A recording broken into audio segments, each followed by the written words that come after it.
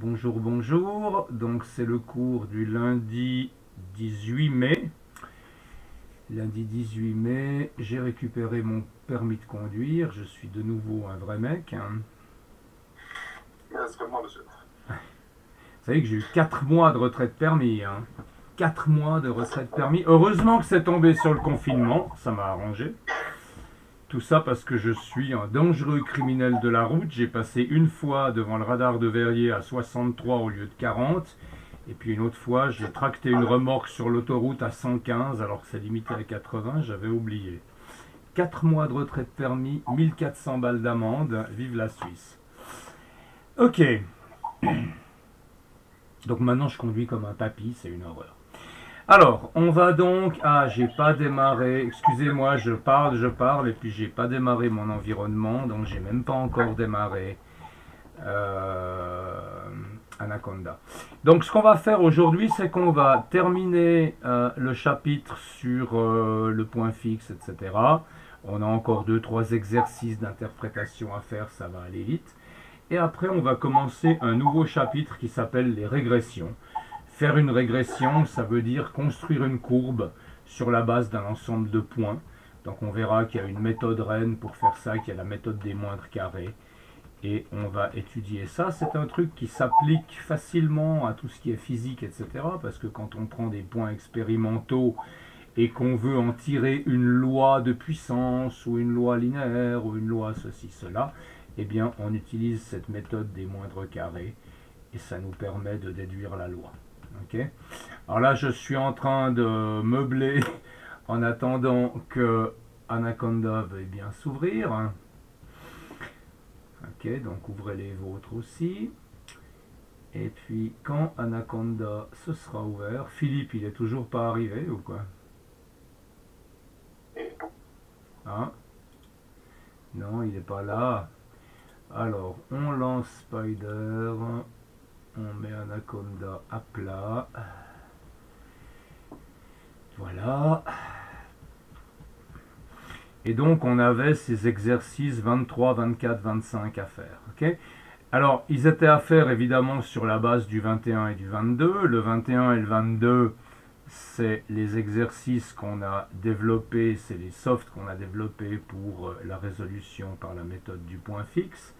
Je vous rappelle un peu la méthode du point fixe ou vous vous souvenez? Comment ça marche, la méthode du point fixe? Bah, on prend x égale h de x. Ouais. Et puis, Et puis, l'objectif c'est d'arriver à un point où le x égale h de x. ouais, Donc on part d'un point départ x0. voilà.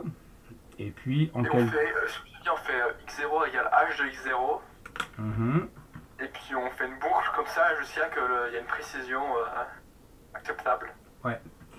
Alors, excusez-moi, mais mon spider, je sais pas si j'ai pas bien cliqué sur le truc, mais il s'est pas lancé. Donc, je le relance. Ça dit Launching Spider. Mais il y a cette barre en bas qui défile qui m'a l'air un peu nouvelle. Tac. Ah, voilà, c'est bon. Ok.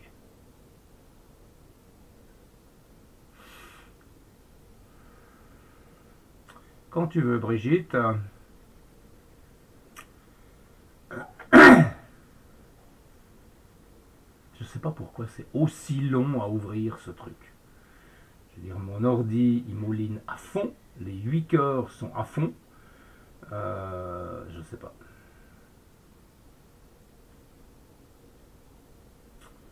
Mais on y croit, ça va venir.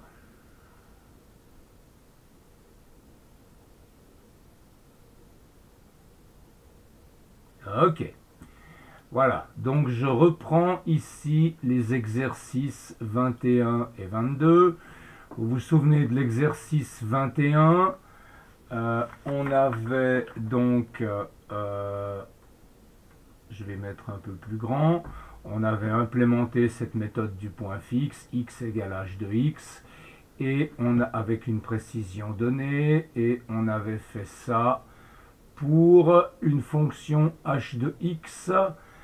Alors maintenant, j'ai changé cette fonction hier soir en préparant le cours, donc je vais revenir. on avait commencé par cos x sur 2. D'accord? Donc je vais reprendre cette fonction-là. Je vais refaire tourner le soft. Qu'est-ce que je donne comme point de départ? Je vais donner 3, je ne sais pas.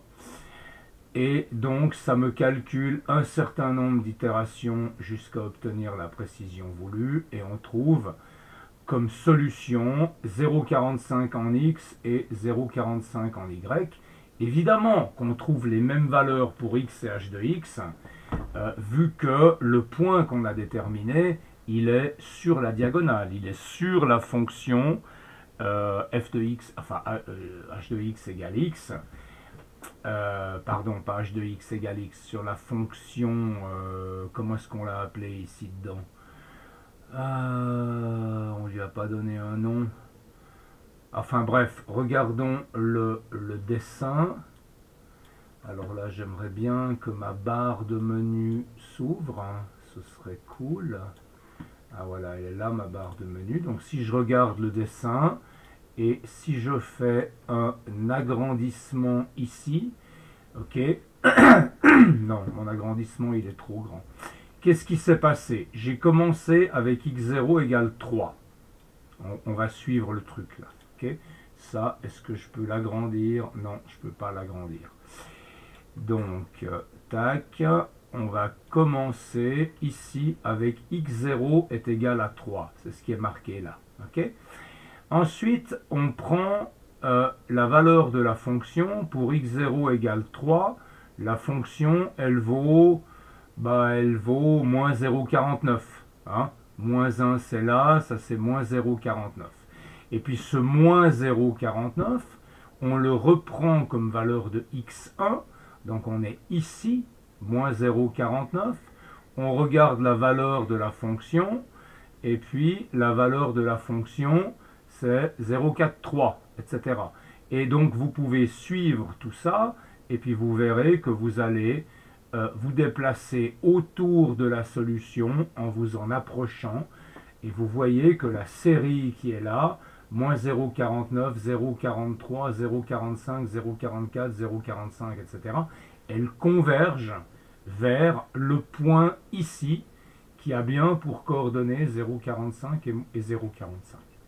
Puisque ce point-là est par définition sur la diagonale. D'accord? Bon. Maintenant, on va étudier d'autres fonctions. Donc ça, c'est maintenant, ce que je fais, c'est l'exercice 23. Donc pour l'exercice 23, on est censé étudier une autre fonction qui est la fonction 1 quart de x carré plus 2. Alors 1 quart de x carré plus 2, je l'ai ici. Donc je vais enlever le commentaire et on va maintenant faire le tracé pour cette fonction. Alors je peux de nouveau donner comme... Ouais, qu'est-ce que je peux donner comme point de départ? Je vais donner 2 comme point de départ, on va voir ce que ça donne. Ok, si je donne 2 comme point de départ, ok, ça veut dire que je pars de là, et puis je me rapproche d'une solution qui est en fait celle-ci. Hein. 0,58, 0,58, c'est ce point-là. D'accord? Vous êtes d'accord? Allô? Vous êtes toujours là ou quoi? Oui. Ouais, bon. Donc là, on a 2 points fixes, on en a un ici et un là. Quand je pars de 2, je m'approche de ce point fixe-là, ok? Et donc, je converge sur les valeurs pour ce point fixe. Maintenant, supposons qu'au lieu de partir de 2, je parte d'une autre valeur. Par exemple, je pars de 3. Alors, si je pars de 3, c'est cool, on revient vers la même solution. Okay? Mais vous voyez que je suis parti de 3. Et qu'est-ce que vous remarquez en 3? Ben, on a une autre solution en 3. Okay? Et donc, ces deux solutions, elles ont des comportements différents. Cette solution-là, elle a un comportement de ce qu'on appelle point fixe attractif. C'est-à-dire que si vous construisez une série par la méthode du point fixe, cette série, elle va converger vers ce point fixe-là. C'est ce qu'on appelle un point fixe attractif. Et l'autre point fixe, Ben, l'autre point fixe, il a des caractéristiques complètement différentes. C'est ce qu'on appelle un point fixe répulsif. C'est-à-dire que si vous vous mettez même à 4, si vous démarrez à 4, ok, là on devrait vraiment être dans le cas de cette solution. Si, Brigitte, 4 j'ai dit. 4. Voilà. Et si on démarre à 4, ben, qu'est-ce que vous remarquez?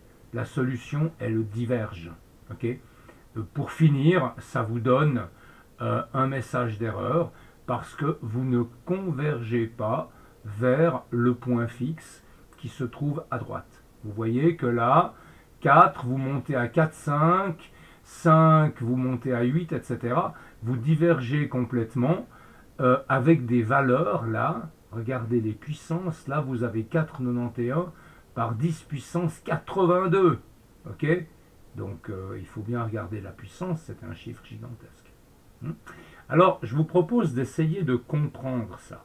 Donc, faites tourner le programme. Vous l'avez fait tourner dans votre Spider?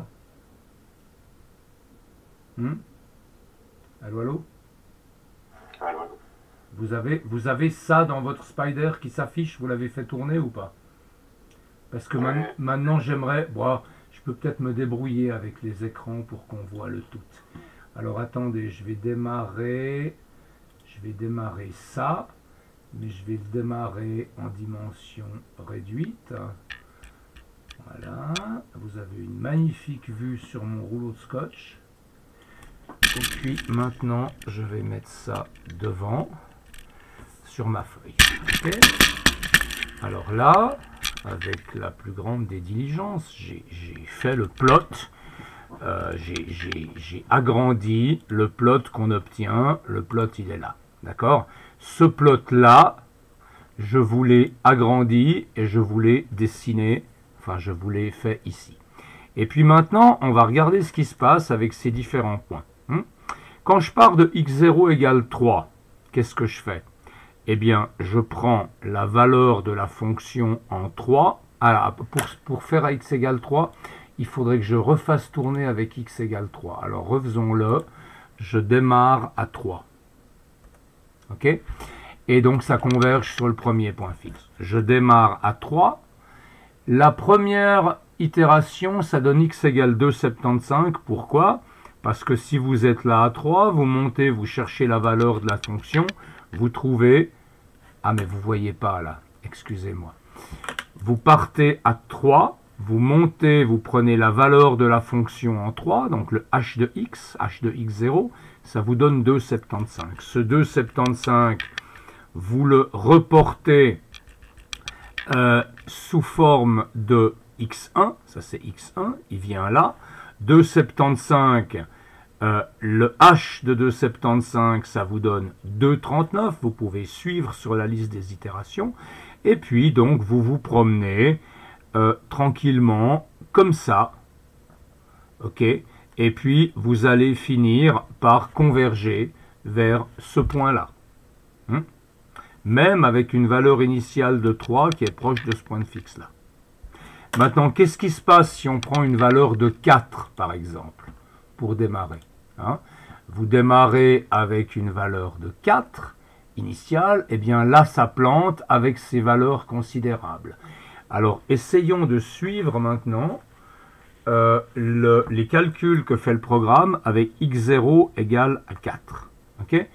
Donc là, je reviens à cet écran-là, désolé. Et maintenant, je prends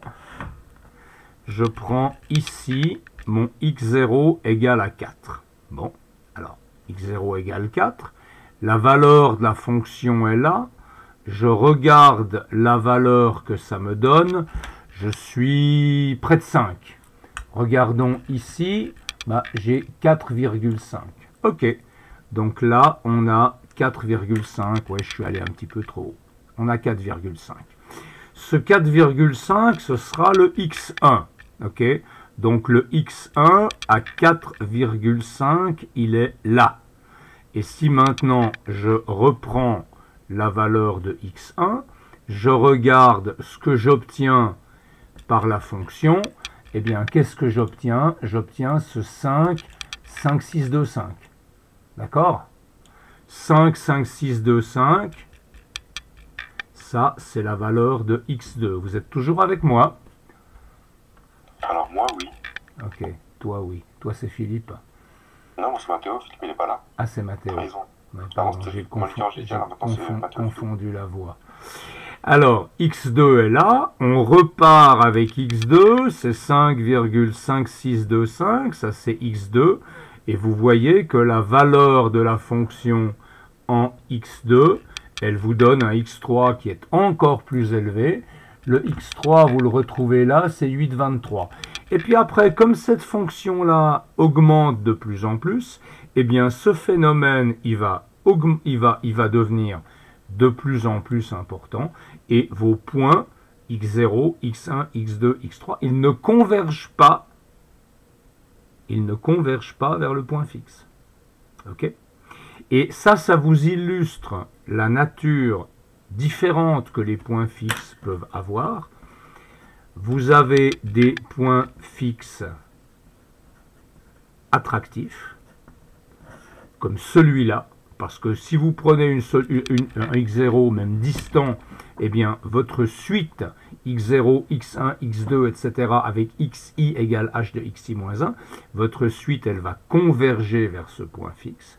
Mais si vous prenez un point fixe comme celui-là, par la nature de la fonction autour du point fixe, eh bien ce point fixe, c'est un point fixe répulsif. C'est-à-dire que la série que vous formez x0, x1, x2, etc. avec xi égale h de xi moins 1, cette série-là, cette suite-là, pardon, ne converge pas vers le point fixe. Ok ?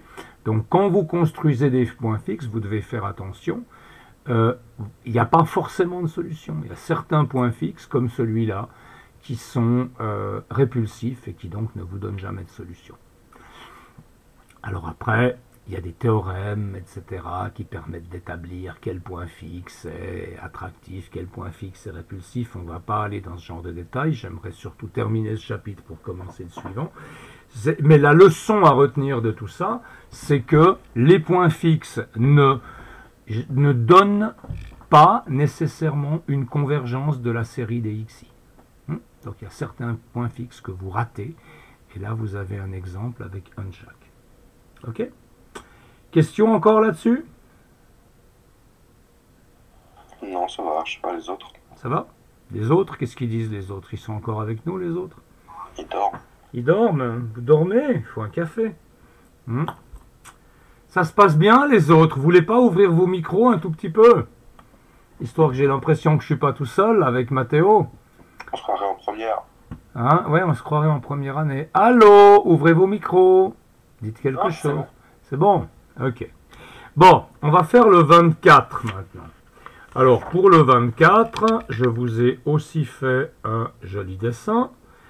Donc, on a l'équation e puissance x moins 2x moins 3 à résoudre. Ok? Alors, e puissance x moins 2x moins 3, si je transforme cette équation sous la forme qui convient au théorème du point fixe, ok, je dois écrire h de x égale à x. Donc je prends un de ces x-là, je fais plus x des deux côtés, et je me retrouve à devoir résoudre cette équation-là. Ou alors, cette équation-là, ça revient au même. Ça revient au même. C'est clair pour vous que ça revient au même ou pas? Quand vous avez e puissance x plus 2x moins 3 égale 0. Vous voulez vous mettre... Ah là là, j'ai oublié de mettre mon truc. Vous devriez me dire quand j'oublie. Voilà. Alors, donc ça, c'est l'exercice. Ok? On veut s'occuper de la fonction e puissance x moins 2x moins 3. Comme on avait vu au tout début du cours, on peut se mettre dans la forme d'un problème de point fixe en faisant plus x ici et plus x de l'autre côté. Et donc on aura e puissance x moins 3 égale à x. Là, on se met sous la forme voulue pour un point fixe. Donc on a cette équation-là qu'on pose égale à l'équation identité f de x égale x. Voilà, donc ça vous donne que x égale e puissance x moins x moins 3. Maintenant, comment est-ce que vous passez de là au log? Comment est-ce que vous passez de là au log? Si vous voulez résoudre cette équation-là par un log, vous devez isoler votre e puissance x, et donc vous devez mettre de l'autre côté tout le reste de l'équation. Donc le moins x, ça va vous donner un plus x, ça va vous donner 2x à gauche, et puis le moins 3, il va devenir plus 3. Et puis après, eh bien, vous prenez le log des deux côtés, et vous trouvez que le log de e puissance x, c'est x. X, c'est le log de 2x plus 3. Okay, donc on va regarder ces deux fonctions, et on va voir ce que ça donne. Alors, là, j'ai fait un dessin un tout petit peu faux, parce que j'ai utilisé moins 2x. Donc, on va prendre le soft, et on va gérer ça. Je prends donc maintenant l'exercice 21, et je veux comme fonction... Oh, quel soupir! Et je... Le bail. Le bâillement bruyant. Et j'ai maintenant comme fonction e puissance x moins x moins 3, où l'exponentielle est dans np, dans numpy, donc vous devez mettre np-exp. Okay, sinon ça gueule. Voilà. Et puis on va regarder quelle tête elles ont, ces fonctions. On va faire ça sur Desmos. Desmos, je vais le refaire. Alors, Desmos,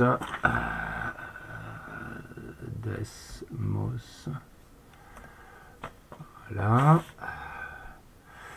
Et Desmos, on a donc maintenant e puissance x moins x moins 3. Ok.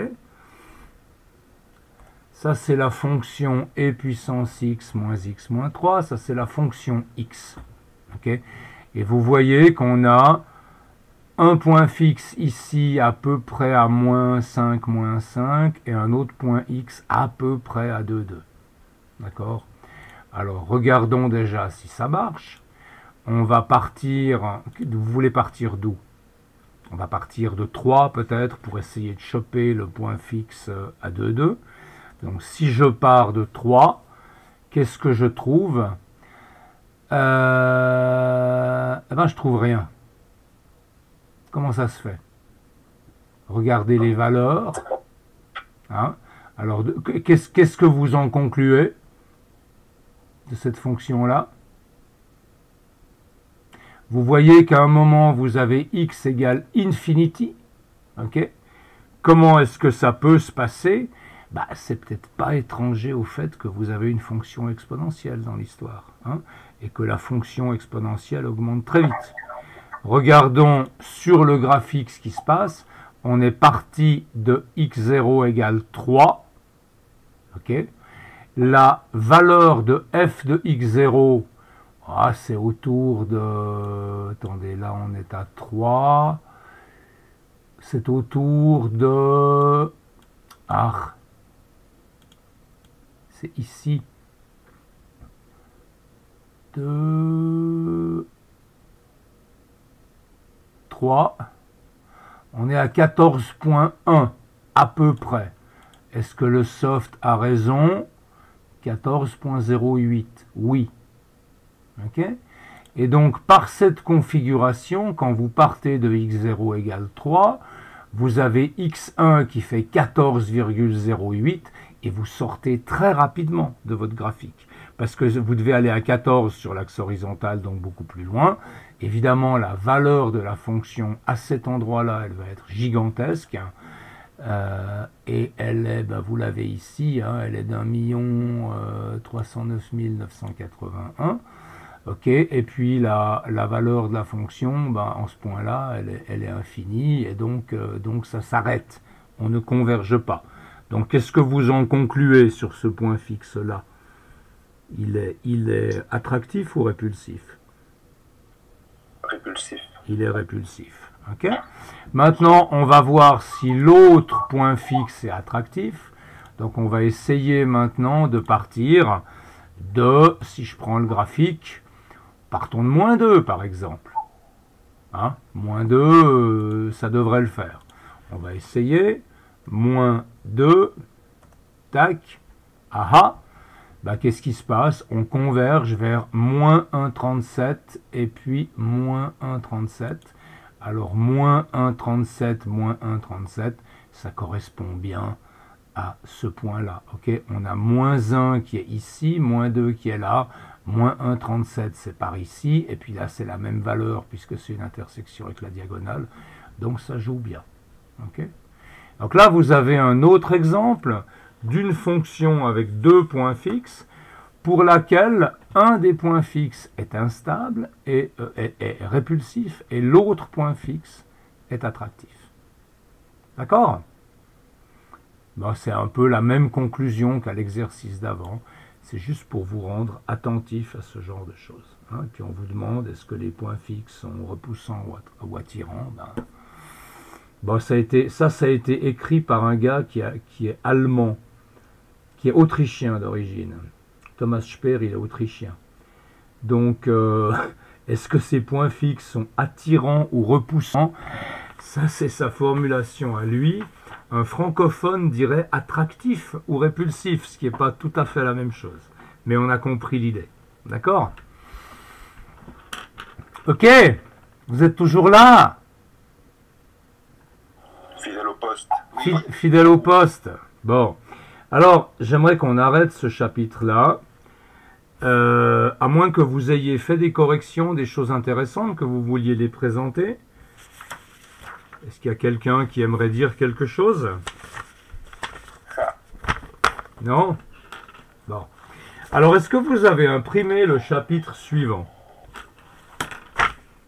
Haha. Vous l'avez imprimé? Non. J'ai plus de feuilles chez moi. Ah! C'est la crise. C'est la crise. Mais alors, vous allez jamais l'imprimer, ce fichier ou Non, je devais le faire hier, mais il n'y avait plus de feuilles. Je vais l'acheter aujourd'hui. Ouais, c'est vrai que moi, je suis un peu à court aussi. Bref. Voilà. Donc, bah écoutez, suivez sur mon cours et puis on se débrouillera après. Donc ça, c'est un cours, c'est un nouveau chapitre sur les méthodes de régression. Alors moi, j'avais commencé le fichier, Thomas Speer a rajouté des trucs, après j'ai repris, etc. Ça fait que maintenant, c'est dans une configuration qui n'est pas mauvaise. Qu'est-ce que c'est qu'une régression? Faire une régression, comme je vous le disais tout à l'heure quand j'étais en train de meubler, c'est fitter une courbe sur un ensemble de points, par exemple des points expérimentaux. Okay? Supposez que vous avez un paramètre grand X, que vous avez mesuré en fonction du temps, par exemple, puis vous avez fait des mesures expérimentales, et toutes ces mesures, chaque mesure correspond à un point sur ce graphique. Okay? Puis maintenant, on vous dit qu'il faut tracer une ligne. Alors, vous avez différentes manières de faire, évidemment. Vous avez la manière à l'ancienne, qui consiste à prendre un instrument, et puis à tracer une ligne qui passe le plus possible au milieu de ces points. C'est-à-dire que vous allez vous arranger pour avoir le même nombre de points d'un côté et de l'autre, mais c'est évidemment pas précis. Vous avez une incertitude importante sur la pente. Bon. La deuxième manière, bah, c'est d'ouvrir Excel, de rentrer tous ces points dans Excel, puis de demander à Excel de faire un fit. Ça, vous pouvez faire, et Excel sait le faire. Et Excel utilise la méthode des moindres carrés, que nous, on va voir maintenant. Et puis, vous pouvez aussi coder la méthode des moindres carrés. La méthode des moindres carrés, c'est quoi? La méthode des moindres carrés, ça consiste à prendre la somme de toutes les distances entre ces points et une courbe moyenne supposée. Okay? Donc là, je suppose que mon fit est linéaire. Ça, c'est moi qui le suppose. La méthode, elle ne me dit rien à ce sujet. Okay? Mais moi, je connais la loi physique qui est là derrière. Par exemple, je sais que cette loi physique, c'est la vitesse en fonction du temps, par exemple, okay? La vitesse en fonction du temps dans un MRUA. Vous vous souvenez du MRUA, la vitesse en fonction du temps, elle fait quoi? MRUA, mouvement rectiligne uniformément accéléré, physique de 2e année. La vitesse en fonction du temps, c'est la vitesse initiale plus l'accélération fois le temps. Ok? Vous les voyez où ces valeurs sur le graphique? Dites-moi. Où est-ce que vous voyez V0 sur le graphique? Allô? C'est une question simple. C'est où V0? V0, c'est sur XY. Oui, c'est l'ordonnée à l'origine. V0. Et puis A, c'est la pente du graphique. Donc ce graphique, ça doit être une droite affine de pente A et d'ordonnée à l'origine V0. Okay? Donc je connais le phénomène physique, je sais que je dois fitter une droite, parce que je sais que la loi physique, que la physique qui est derrière me donne une droite. Okay? Donc je fitte une droite, et je vais calculer toutes ces distances entre les points expérimentaux et la droite. Et puis je vais prendre le carré de toutes ces distances, et je vais faire la somme de toutes ces distances, et je vais minimiser ça. C'est pour ça qu'on appelle ça les moindres carrés. Je prends les carrés de toutes les distances, j'en fais la somme et je minimise cette somme. On va voir ça tout de suite. Je vais vous redonner un exemple. Ok. Supposons que j'ai la situation suivante. Ok. J'ai un graphique de quelque chose. Et puis j'ai un certain nombre de points que j'ai mesurés. Ok? Et je veux tracer là au milieu une droite. Alors qu'est-ce que je fais? Je postule l'existence d'une droite, mais je vais le faire dans mon programme en laissant la pente de la droite et l'ordonnée à l'origine comme des variables. Je vais calculer la pente de la droite avec le soft, donc je vais poser une droite, puis je vais prendre ces distances-là. Okay? Cette distance-là, je l'appelle D1, cette distance-là, je l'appelle D2, cette distance-là, je l'appelle D3, cette distance-là, je l'appelle D4, et cette distance-là, je l'appelle D5, et puis je vais former une somme qui est la somme de i égale 1 à 5 des di au carré. Je fais la somme des distances carrées et ensuite je minimise cette somme, c'est-à-dire que je vais calculer la dérivée de cette somme par rapport à un paramètre de la droite. Okay? Et donc je vais déterminer comme meilleure droite qui fit la droite qui minimise la somme des carrés des distances. Vous me direz, pourquoi est-ce qu'on ne prend pas la somme des distances au lieu de prendre la somme des carrés des distances? La réponse, c'est parce que la somme des carrés, ça marche mieux. Ça a plus de contraintes sur la droite que la somme des distances. Si vous avez tout à coup un point expérimental là-haut, ça vous donnera une grande distance, et puis cette distance au carré prendra plus d'importance dans la somme que la distance simple. Donc de manière générale, la somme des carrés marche mieux, et c'est ça qu'on utilise. Vous avez compris le principe de la méthode? Allô? Allô. Vous avez compris? Oui. Vous êtes toujours là? Vous êtes toujours avec moi? Ok. En gros, oui, j'ai compris. Bien. Alors, tout ça, je vous le raconte avec une pointe Enfin, je vous dis qu'il faut faire attention parce que selon les points que vous avez, vous pouvez avoir des choses très bizarres qui vous donnent la même droite. Regardez ces 4 ensembles de points qu'on appelle le quartet d'Anscombe, parce que monsieur Anscombe, il a donné des ensembles de points et il a montré que pour des ensembles de points très différents, on pouvait avoir par cette méthode la même droite qui est fitée. Alors, quel est le seul de ces fits qui a l'air correct, qui nous satisfait? Qu'est-ce que vous en pensez? des 4? Quel est celui dans lequel vous croyez en la droite qui est fitée sur les points? Le premier. Le premier.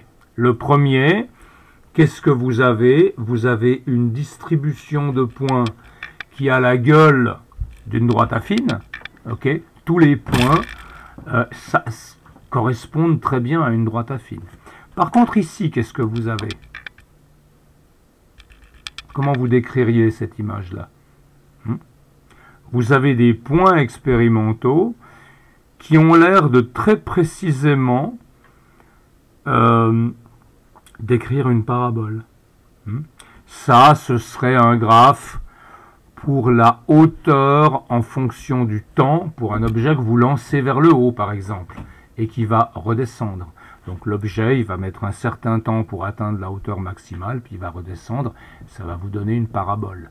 Mais vous voyez que ces points, cette parabole, si vous fitez une droite dessus, vous allez y arriver, parce que le calcul des sommes des carrés, il va vous donner exactement la même droite que là, mais vous voyez que là, votre fit, il est manifestement faux. Ok? Et quelle est la faute que vous avez fait là? Qu'est-ce que vous auriez dû faire dans un cas comme ça? Vous auriez dû faire quoi? On ne devrait pas postuler sur une droite linéaire à la base. Exactement. Là, on aurait dû postuler sur une parabole. On aurait dû fitter une parabole. Donc ça, ce sera ce qu'on verra plus tard, les fits polynomiaux. Pour l'instant, on va fitter les droites. Ici, quel est le problème? C'est quoi le problème là? Si vous faites l'expérience et vous voyez ça, qu'est-ce que vous faites? Il faut recalculer ou voir pourquoi il y a un point qui part n'importe où. Voilà. Ce point-là, on est bien d'accord, il est douteux ce point-là. Il est très douteux. Ok? Donc si on a des résultats expérimentaux comme ça, il faut refaire la mesure, parce que là, il y a un souci.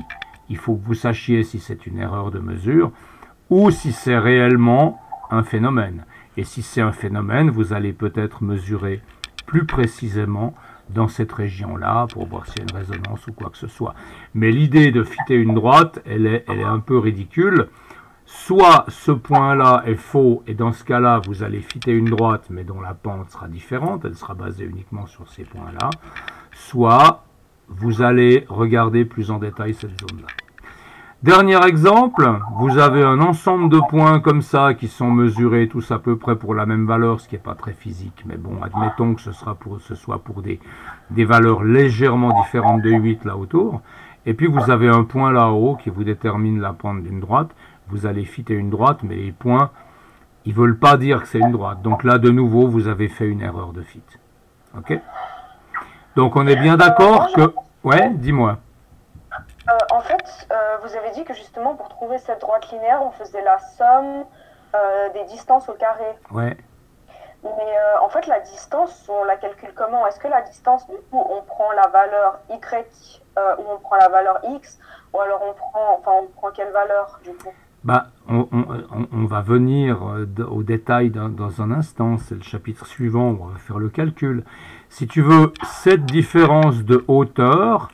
Ça, ce sera quoi? Ça, c'est Y.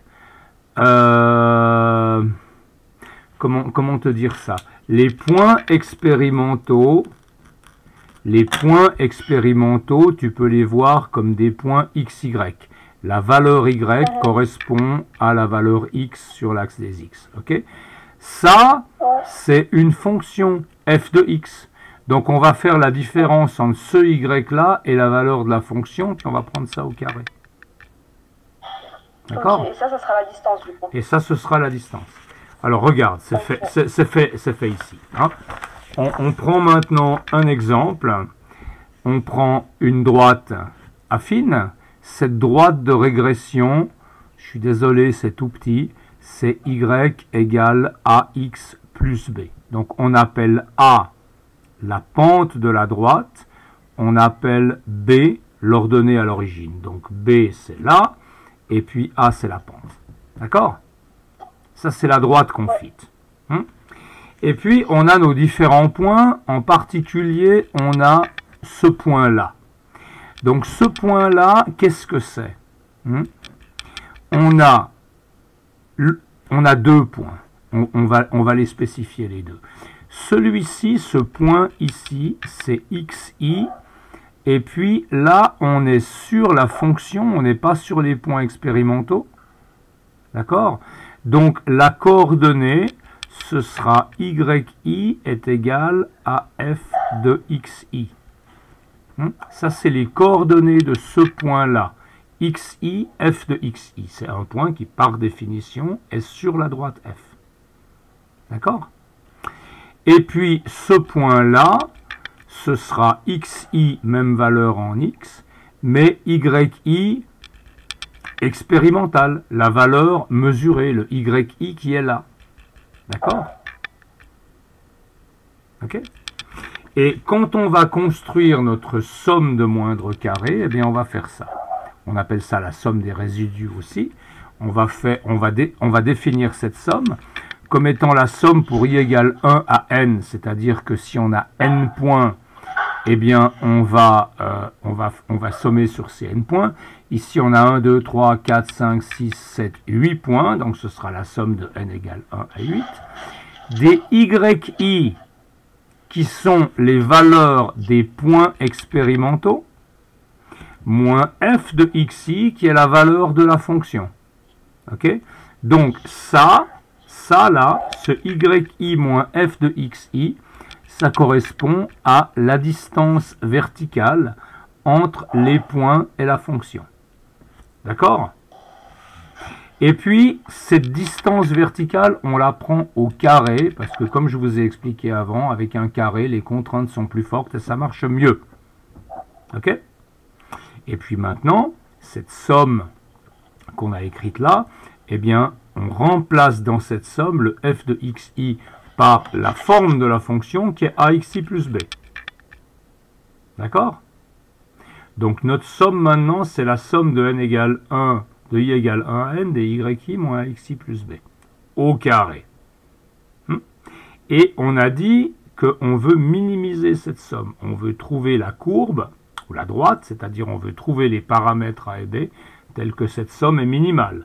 Alors comment est-ce qu'on fait pour voir si un objet est minimal ou pas? Qu'est-ce qu'on fait? Allô, allô? Qu'est-ce qu'on fait pour déterminer si une quantité mathématique a un minimum? Vous devez savoir ça. On dérive et on regarde. Enfin... Oui, on dérive et puis on impose quoi?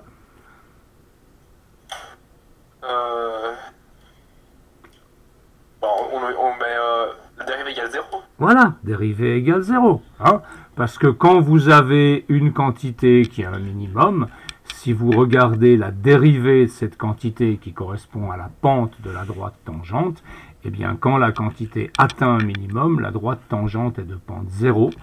Et donc ça, si ça c'est une fonction f, ce point-là, il sera caractérisé par df par rapport à une certaine variable égale 0.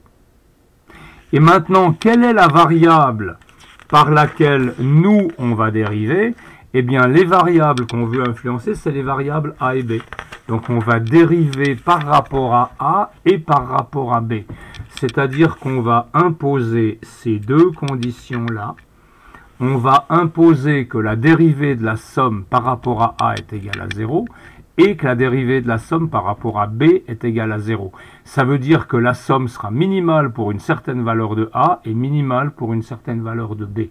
Alors cette notation-là, vous l'avez jamais vue, j'imagine. Vous avez déjà vu ça ou pas, cette notation?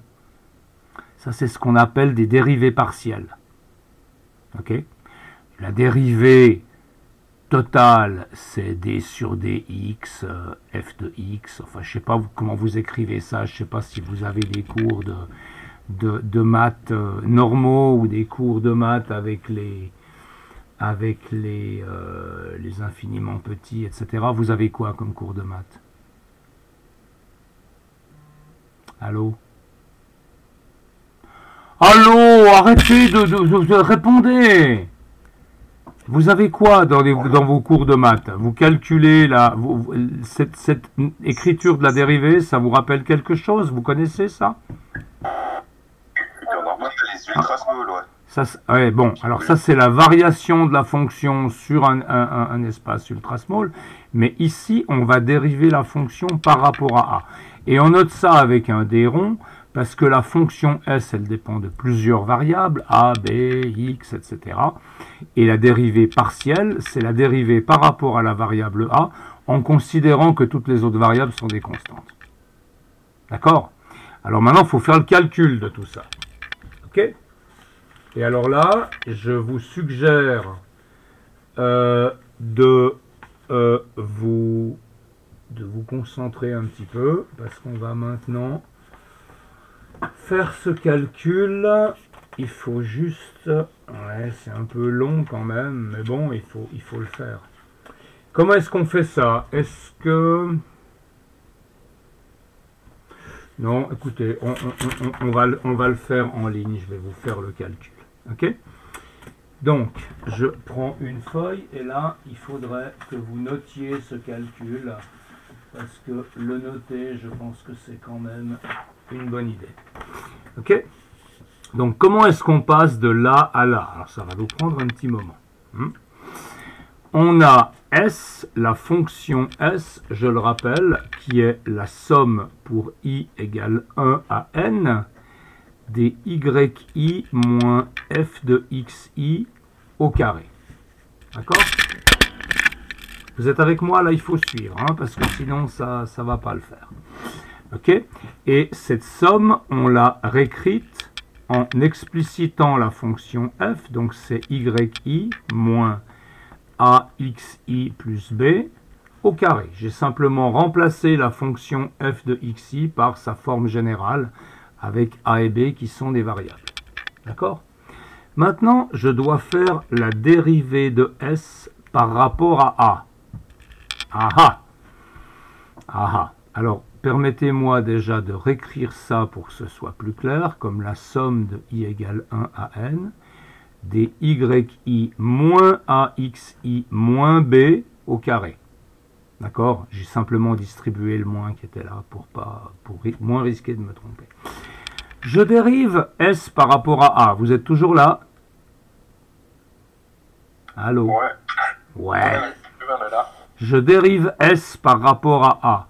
Donc je considère que mon A est la variable et que tout le reste c'est des constantes. Le A, il est dans une parenthèse. Donc je dois travailler avec la dérivée de l'intérieur. Je dois faire la dérivée de la parenthèse au carré, c'est-à-dire 2 fois la parenthèse, par la dérivée de l'intérieur. On est d'accord? Hein? Donc ça, ce sera 2 fois toute la parenthèse, et puis c'est une dérivation qui s'applique à toute la somme, à chaque terme de la somme. 2 fois la parenthèse yi moins axi moins b à la puissance 1, hein, parce que la dérivée de x carré, c'est 2 fois x puissance 1, fois la dérivée de l'intérieur. La dérivée de l'intérieur par rapport à a, c'est qui? Ça, je veux que vous me le disiez. Quelle est la dérivée de l'intérieur par rapport à a? xi. Pas tout à fait.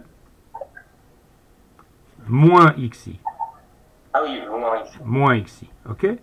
Donc là, tu as une dérivée moins xi. Ok?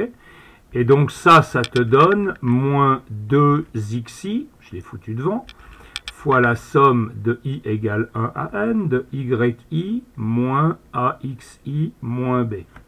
D'accord? Et ça, c'est le résultat de la dérivation. Et ça, c'est ce qu'on impose comme devant être égal à 0. Ça, c'est une des conditions. C'est la dérivée par rapport à a égale à 0. D'accord? On y reviendra. Maintenant, vous devez faire la dérivée par rapport à b. Alors, la dérivée par rapport à b, c'est un peu plus simple parce que le b, il multiplie rien d'autre. Ok? Donc, de nouveau, vous allez devoir dériver toute la parenthèse parce que le b est dedans. Donc, ça va vous faire 2 fois somme i égale 1 jusqu'à n de yi moins axi moins b, puissance 1, fois, quelle est la dérivée de cet objet-là par rapport à B? Pas tout ça à la C'est fois. moins 1, je crois, non? C'est moins 1, exactement. Ok, donc ça, je peux l'écrire comme moins 2 fois somme de i égale 1 à n, yi moins axi moins b. Et ça, je veux que ce soit égal à 0. Quand je mets un point d'exclamation sur un égal, ça veut dire j'impose que ce soit égal à 0. D'accord? C'est pas quelque chose de naturel, c'est quelque chose que j'impose pour sélectionner le minimum de ce truc. Alors, vous avez deux équations et ça va vous donner deux systèmes à résoudre. Ok? Deux systèmes à résoudre, mais le premier système, vous savez que les xi valent pas 0. Ok? Donc le premier système, vous pouvez le résumer par ça égale à 0. Attendez que je dise pas de bêtises. Non, non, non, j'ai dit des bêtises. Excusez-moi, j'ai dit des bêtises. Ça, je vais l'appeler 1. Ça, je vais l'appeler 2. Maintenant, l'équation 1, elle se réduit à quoi? Le moins 2, je peux le laisser tomber. OK? Et puis le xi, je vais le distribuer. Donc, ça va me faire somme i égale 1 à n. De quoi? Des xi, yi. Je distribue mon xi dans la somme. OK? Moins a xi carré. OK? Moins b xi. Ça doit être égal à 0. Et puis je vais réarranger ça d'une manière qui m'arrange. Je vais remettre les termes en a devant. Donc ce terme-là, je vais le mettre devant. Et puis je vais changer les signes. Je vais changer les signes de tout le monde. Ok, donc là... non, pardon. Oui, je vais changer les signes de tout le monde. Donc là, je vais mettre un moins. Là, je vais mettre un plus. Là, je vais mettre un plus. Ok? Ce qui fait que mon axi carré, il devient positif. Et je l'écris comme a somme i égale 1 à n des xi carré. Ok? Ensuite, j'ai plus b somme i égale 1 à n des xi. Et puis, le xi, yi, le terme croisé, je le fous à droite. Et ça me donne somme de i égale 1 à n des xi, yi. On est d'accord? Ça se passe bien?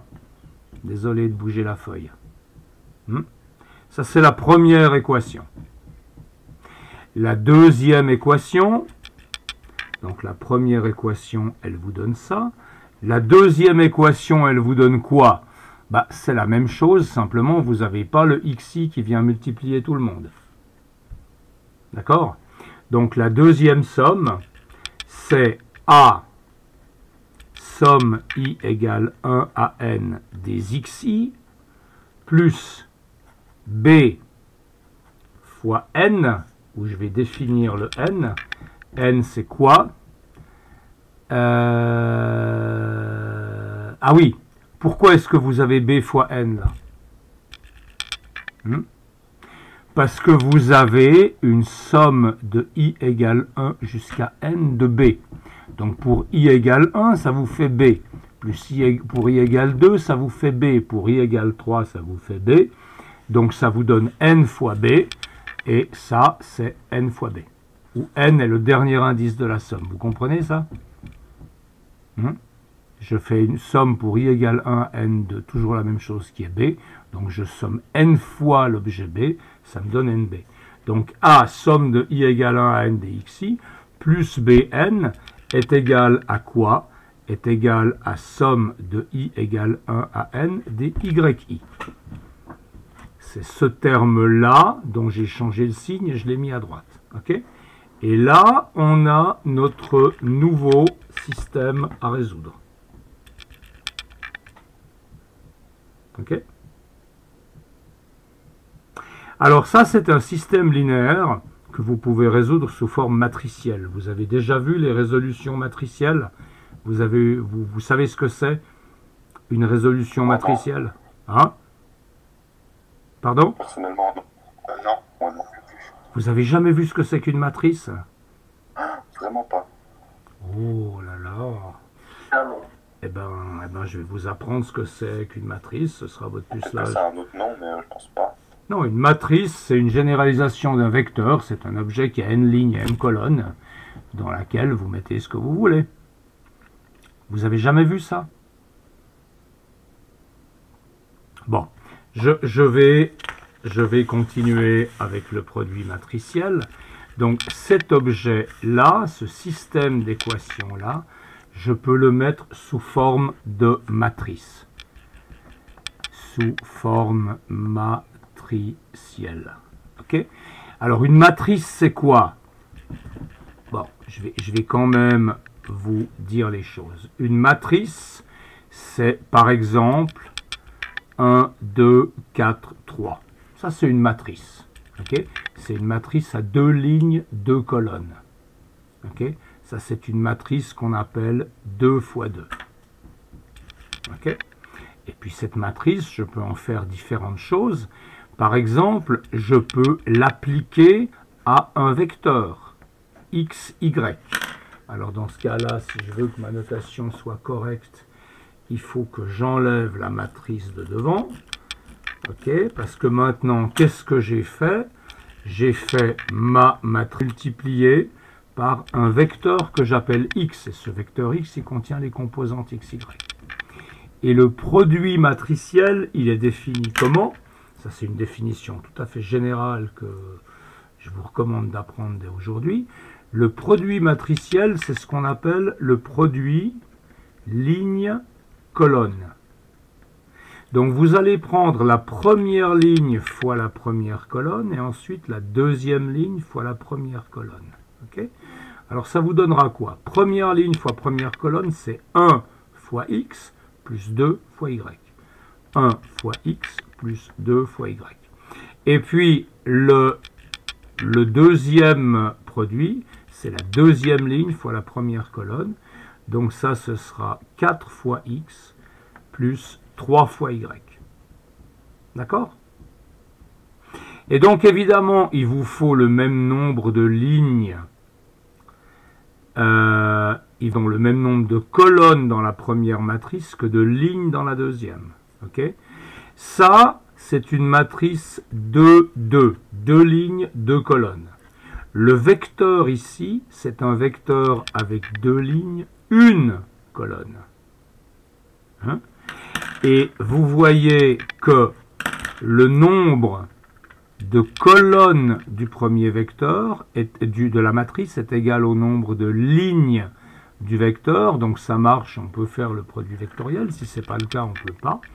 Et ça vous donne comme résultat une matrice qui a 2 lignes et 1 colonne. 2 lignes et 1 colonne, ce qui est bien le cas ici. On a une matrice avec 2 lignes et puis une seule colonne parce qu'on a une seule valeur par ligne. Ça vous va ou pas? Bah ouais. Ouais, bon.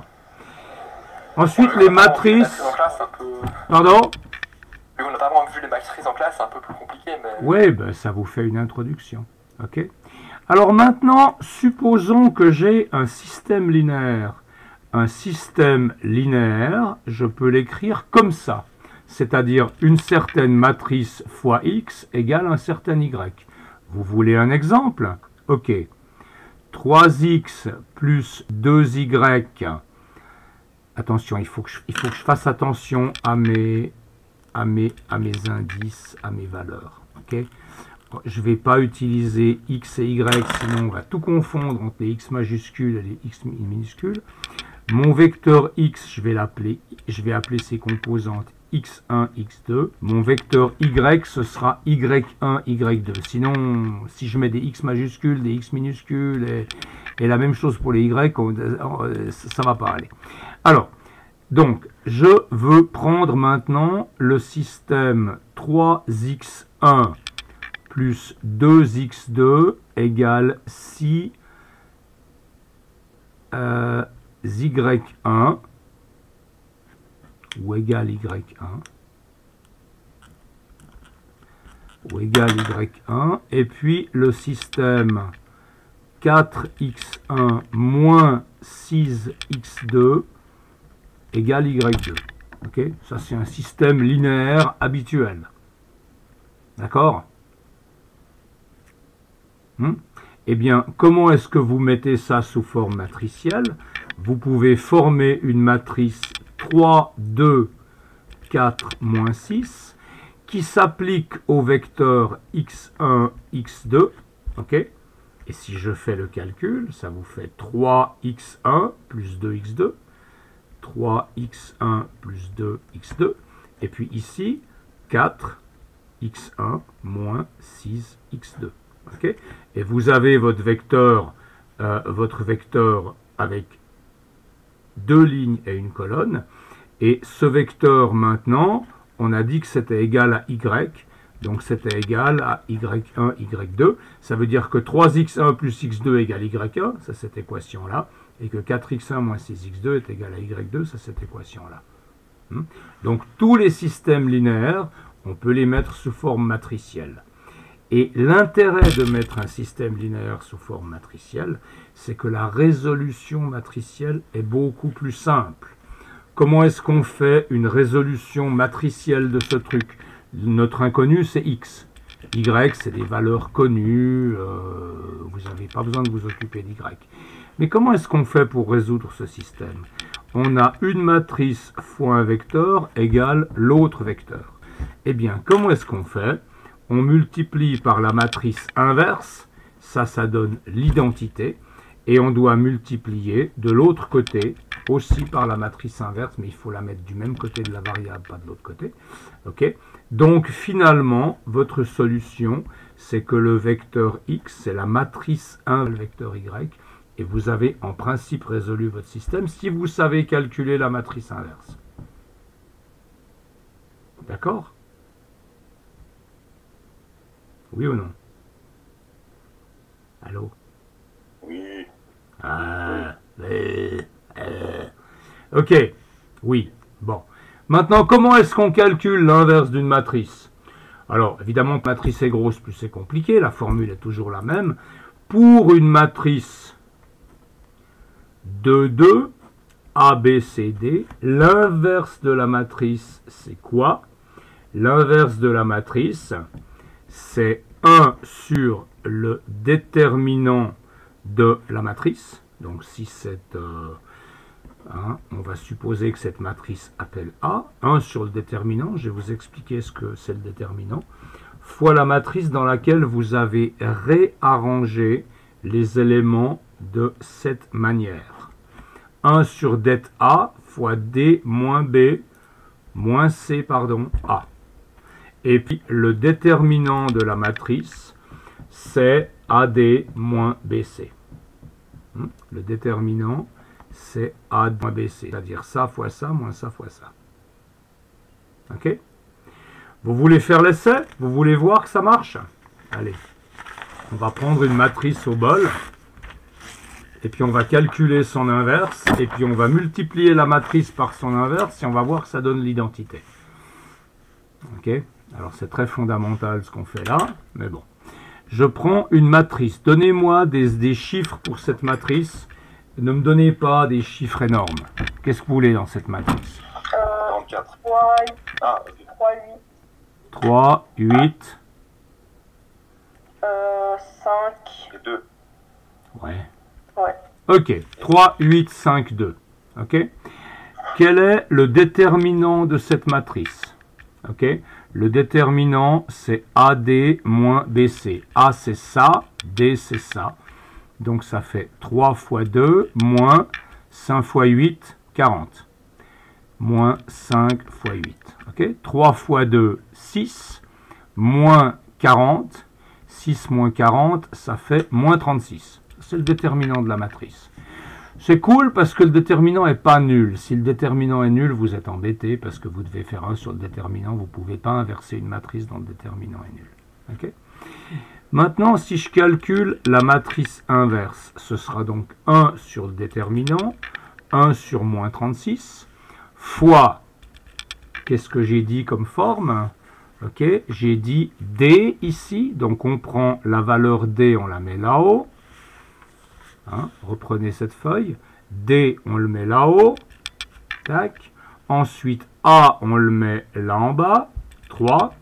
Et puis le B, on le met là avec un signe moins. Et le C, A, B, C, c'est 5.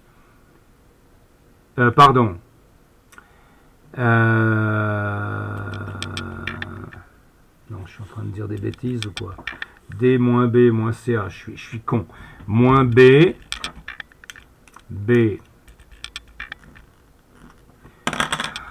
A, B, B c'est 8, ça fait moins 8. Moins C, ça fait moins 5. Et le A, il vaut 3. Donc j'ai inversé la position du 2 et du 3. Et puis j'ai mis des signes moins sur B et C. Ok? Magnifique. Alors, maintenant, qu'est-ce qui se passe si je fais la matrice fois son inverse? Si mon calcul est correct, on verra si c'est le cas tout à l'heure, la matrice fois son inverse devrait me donner la matrice identité. Matrice identité, vous verrez à quoi elle ressemble. Okay? Donc je fais le produit 3, 8, 5, 2 fois 1 sur moins 36 fois la matrice 2, moins 8, moins 5, 3. Ok? Donc ça, c'est 1 sur moins 36 fois 3, 8, 5, 2 fois 2, moins 8, moins 5, 3. Et je fais mon calcul. Je laisse mon 1 sur moins 36 devant. Je fais le produit ligne-colonne des deux matrices. C'est-à-dire je prends la première ligne fois la première colonne. 3 fois 2, 6, moins 5 fois 8, 40. 3 fois 2, 6, moins 40, ça nous fait moins 36. Et là, j'ai déjà compris que mon calcul était juste, hein, parce que ça va donner 1 ici. Ensuite, je prends la première ligne fois la deuxième colonne. Ça fait moins 3 fois 8, donc moins 24. 3 fois 8, 24, plus 24. Oh, ça fait 0, dis donc. Juste, attendez, je suis perdu là, je comprends pas comment vous faites les calculs en fait. Je prends la première ligne fois la première colonne. Je fais 3 fois 2 plus 8 fois moins 5. Il faut te dire que le produit, c'est le produit ligne-colonne. Tu prends toujours une ligne de la première matrice fois une colonne de la deuxième. Donc la première ligne fois la première colonne, ça te donne le premier élément ici de ta matrice. Après, la première ligne fois la deuxième colonne, ça te donne le deuxième élément ici. Ok, d'accord, ok. D'accord? Merci. Maintenant, je prends la première ligne fois la première colonne. Ça fait 5 fois 2, 10, moins 2 fois 5. Oh, ça fait 0. C'est incroyable. Hein? Et puis, vous prenez maintenant la deuxième ligne fois la deuxième colonne. 5 fois 8, 5 fois moins 8, moins 40. Plus 2 fois 3, 6. Eh bien, ça fait de nouveau moins 36. Alors maintenant, vous appliquez, vous distribuez ce 1 sur moins 36 partout. Et ça vous donne la matrice 1, 0, 0, 1. Qui est ce qu'on appelle la matrice identité. Ça, c'est une matrice, si vous multipliez un vecteur par cette matrice-là, vous obtenez le même vecteur. Vous voulez voir ça? 1, 0, 0, 1 fois x, y. C'est égal à première ligne, première colonne, 1 fois x plus 0 fois y, ça vous donne x. Et puis deuxième ligne, première colonne, 0 fois x plus 1 fois y, ça vous donne y. Ça, c'est la matrice identité. Okay? Et donc, quand vous calculez l'inverse d'une matrice, eh bien, le produit de la matrice avec son inverse doit vous donner la matrice identité. Et c'est bien ce qu'on a vérifié ici. D'accord? Voilà, donc là, vous avez eu votre dépucelage en calcul matriciel. Et puis, maintenant, on va continuer ce calcul. Hein? On en est là. Donc, comment on fait ça? Comment est-ce qu'on met ça sous forme matricielle? Vous avez encore des questions sur les matrices ou ça ira pour aujourd'hui, les matrices? J'ai l'impression que ça ira pour aujourd'hui. Je crois que Ça ira. Ben parce que maintenant, on va appliquer. C'est là que ça va devenir sympa. Ok, on va appliquer ce calcul matriciel. Donc ça, je peux l'écrire comment? Eh bien, vous voyez que j'ai des objets là qui s'appliquent à des AB. Ok, donc ça, je vais pouvoir l'écrire comme un vecteur colonne AB sur lequel s'applique une matrice qui contient quoi? Bah, la première ligne de la matrice, c'est somme, alors je ne mets plus les i égale 1 jusqu'à n, hein. C'est somme des xi carrés, et puis ici, c'est somme des xi. Et puis là en bas, c'est somme des xi, et puis ici, c'est n. Est-ce que vous voyez que ce système matriciel reproduit cette partie-là des équations, hein? Vous avez a fois somme des xi carrés, plus b fois somme des xi. C'est ça. Ok? Et puis là, vous avez a somme des xi plus b fois n.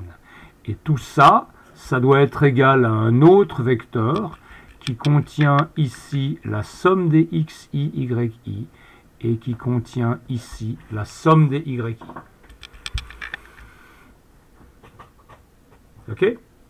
Donc, j'ai rien fait d'autre que de mettre mon système sous forme matricielle pour pouvoir maintenant résoudre ça de manière un peu plus facile que de résoudre un système comme ça avec plein de variables, un système linéaire, etc. D'accord? Alors maintenant, si je veux résoudre ce système, je dois faire quoi? Eh bien, ça c'est la matrice A. Ça c'est la matrice qu'on va appeler X. Ça c'est une matrice qu'on va appeler B. Comment est-ce que je fais pour résoudre ce système? Je calcule la matrice inverse A-1 et je multiplie à gauche, pas à droite, il faut multiplier du même côté. Je multiplie à gauche par la matrice inverse, ça va me donner l'identité. Et ici, je multiplie à gauche par la matrice inverse. Et puis, j'aurai finalement mon résultat, j'aurai la valeur, j'aurai x, c'est-à-dire les paramètres A et B qu'on est en train d'essayer de calculer, j'aurai x qui vont être exprimés comme la matrice inverse A multipliée par la matrice B. Okay?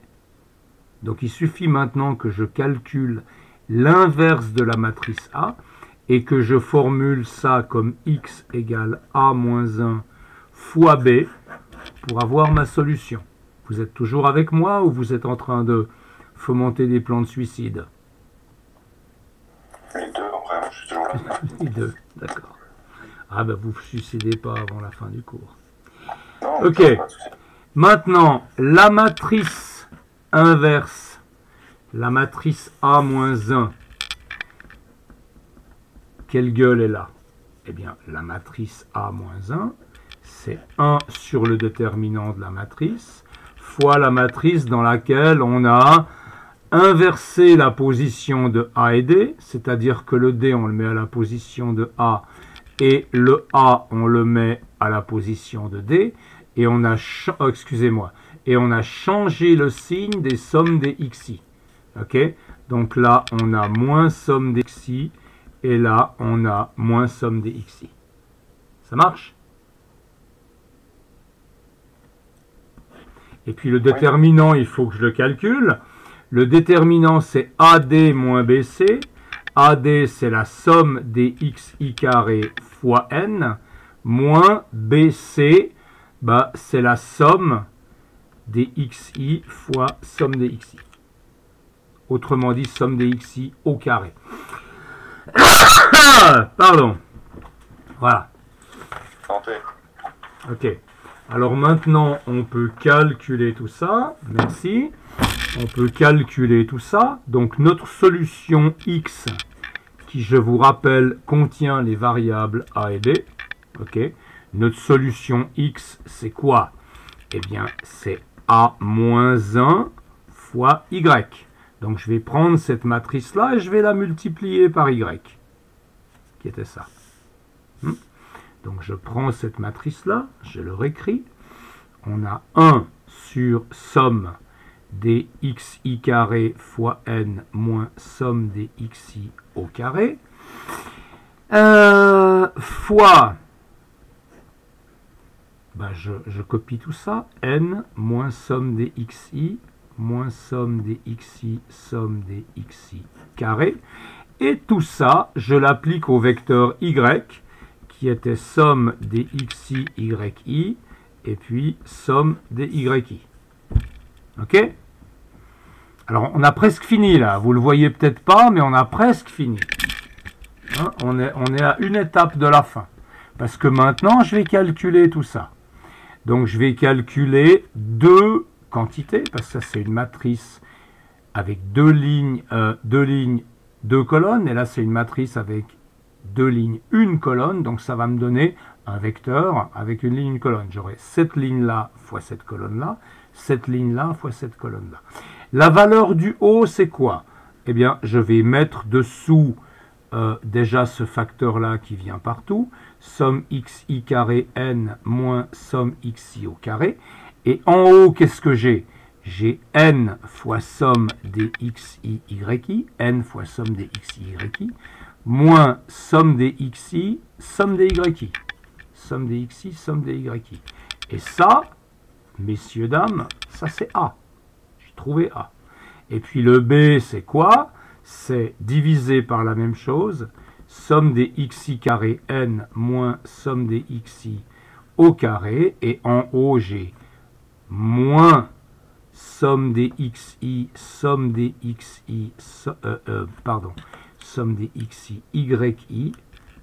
Le nombre de sommes reste constant, somme des xi yi, moins ça fois ça, plus la somme des xi carré, somme des yi. Okay? Ça, c'est mon résultat. C'est le résultat du calcul, d'où vous pouvez tirer que A, c'est n somme des xi yi moins somme des xi, somme des yi sur somme des xi carré, n moins somme des xi au carré. Et puis B, c'est ce machin-là.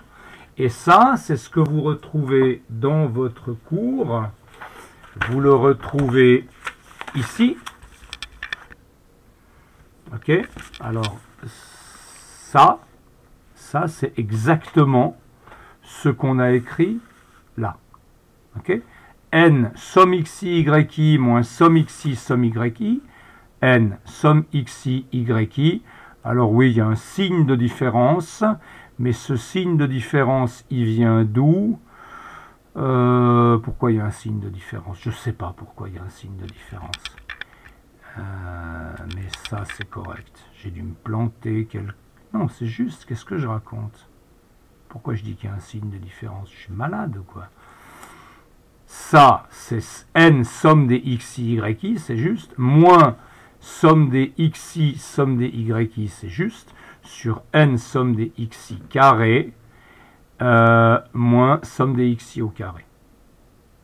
Il y a juste une différence, on a placé le n différemment par rapport à ce qu'on a calculé. Mais donc là, vous avez votre résultat pour la valeur de A. Okay. Et puis, si maintenant vous définissez les valeurs moyennes comme on l'a fait ici, vous voyez x bar et y bar, ce sont les valeurs moyennes de tous les xi. C'est-à-dire que vous faites la somme de tous les xi et vous faites cette somme divisée par le nombre de xi divisé par n. C'est une moyenne au sens où vous calculez ça tous les jours. Et le y bar, c'est aussi une moyenne. La barre, c'est souvent la manière de désigner la moyenne en statistique. Donc ici, vous pouvez remplacer le 1 sur n somme des xi et le 1 sur n somme des yi par ces valeurs moyennes. Et pour finir, vous trouvez cette expression-là qui est la valeur finale de la pente de votre graphe. On va faire un exercice maintenant. On va calculer pour un vrai graphe. Ok? Ça, c'est la valeur de A, ça c'est la pente. Et puis, la valeur de B, elle vous est donnée ici. Le calcul pour B, il est assez simple. Parce que finalement, pour le B, on a vu le B, vous pouvez l'exprimer comme y bar moins x bar. Enfin bref, n'allons pas dans trop de détails pour le B, mais ça vous donne aussi cette formule pour le B. Alors tout ça, ça a l'air très compliqué. Ben oui, le développement mathématique, il est compliqué. Puis vous verrez que quand on fera le développement pour d'autres types de fonctions, notamment les polynomiales, ça va être, il faudra s'accrocher encore un poil plus. Ok, mais la méthode, c'est toujours la même. Et maintenant, on va retomber sur le plancher des vaches en faisant un calcul. Alors, on peut le faire maintenant, mais bon, c'est l'heure. Vous pouvez aussi le faire pour la prochaine fois. Ce serait bien que vous le fassiez, parce que là, on vous donne 3 points expérimentaux. On vous donne 3 points expérimentaux. Hein. On vous donne le point 1, 1, le point 3, 2. Brigitte, vous êtes toujours avec moi?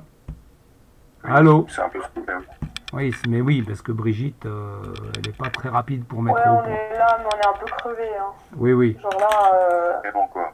plus chaud quoi. vous êtes des petites natures. Alors, Ah ouais, je vais fatigué. je prends un graphique où j'ai 3 points expérimentaux. J'ai 1, 1, j'ai 3, 2, ça c'est 3, 2, et puis j'ai 7, 3. 3, 4, 5, 6, 7, 1, 2, 3. Et j'ai 7, 3. Ok? Et là-dessus, avec ces 3 points, les 1, 2, 3, 1, 2, 1, 3, 7, c'est les xi, les 1, 2, 3, c'est les yi, et puis là, vous allez essayer de tracer une droite de pente ax plus b. Donc votre a, il vous est donné par la formule qu'on a vue tout à l'heure. Ok? Donc si je vous répète cette formule, la deuxième par exemple, ça ce sera la somme de i égale 1 jusqu'à combien? Déjà, somme de i égale 1 à 3. On est d'accord? On a 3 points. Ok? Et puis qu'est-ce qu'on a ici? On a xi moins x bar, yi moins y bar. Alors, xi moins x bar, yi moins y bar. Et puis les x bar, vous devez les calculer. Les x bar, c'est somme de i égale 1 à 3 avec 1 sur 3 des xi. Donc vous faites la somme des xi, 1 plus 3 plus 7, et vous divisez par 3, ça vous donne la moyenne, etc. Et comme ça, vous calculez la valeur de ce paramètre A. Écoutez, je vais vous le laisser faire pour la semaine prochaine. Je vais vous mettre en ligne le calcul qu'on a fait aujourd'hui. Et ce serait vraiment bien que pour la semaine prochaine, c'est une connerie à faire, c'est franchement pas compliqué. Ok, que pour la semaine prochaine, vous calculiez ces valeurs de A et de B. Vous voulez bien le faire? Allô, pas tous à la fois. Oui, oui. Voilà. Bah ouais, on peut essayer. Voilà. Après, Donc ouais, ça, vous faites... Non, mais c'est pas compliqué. Pour le 25-8, démontrer les formules 4 et 8. Moi, si je vous demande de refaire ce calcul, vous allez y arriver ou pas? Mais c'est peut-être pas mal de le copier une fois. Ok? Essayez de le copier une fois, je vous mettrai le calcul en ligne. Et puis le programme Python, si vous avez envie de le faire, vous le faites. Et puis sinon, on le fera la prochaine fois. Donc on doit juste faire l'exercice 1, c'est ça? Faites surtout l'exercice 1, oui, pour vous remettre ça en mémoire. Ok. Ok? D'accord? Ouais. Alors bon, c'était un peu hard aujourd'hui, mais c'est comme ça, quoi. Il faut faire une fois le calcul. Et puis comme je vous disais, je vais vous envoyer, je vais vous mettre... vous voulez que je mette sur Moodle ou sur Classroom les choses? Classroom. C'est égal, c'est égal. Les deux c'est bien, comme ça l'année prochaine, au cas où, si on sait pas, on peut toujours aller sur Moodle. Très Ouais. bon point, ça. Donc vous mettez sur les deux, au pire, si vous arrivez. Bah ouais, j'ai que ça à faire. Ok, ça marche, je mets sur les deux. 4 secondes, monsieur. Ah, ouais, ouais. Ok, et puis donc je vous mettrai à disposition ce document qui date de l'année dernière, où j'ai fait le calcul, exactement le calcul qu'on a fait aujourd'hui. Donc là, vous avez tout, jusqu'au calcul de la valeur de B. D'accord? Ok. Alors, bonne journée. Alors, bonne journée, monsieur. À vous aussi. Au revoir. Au revoir. Au revoir. Au revoir.